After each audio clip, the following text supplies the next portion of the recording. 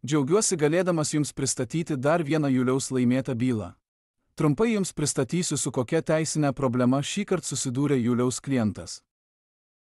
Klientas atliko pastatų, kurie stovi ant jam nuosavybės teise priklausančio žemės sklypo kadastrinius matavimus, tačiau jų neįregistravo įstatyme nustatyta tvarka ir terminais. Kas lėmė, jog klientas, remiantis Lietuvos Respublikos piliečių nuosavybės teisių į išlikusį nekilnojamą turtą atkūrimo įstatymų, negalėjo įgyti nuosavybės teisės į jo žemės sklype stovinčius statinius. Sprendimas.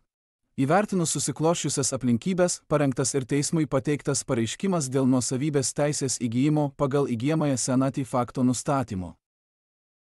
Rezultatas.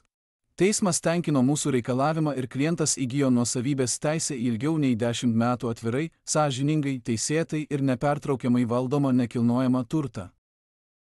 Jei kyla klausimų dėl nuosavybės teisės įgyjimo, su Juliumi galite susisiekti telefonu arba elektroniniu paštu.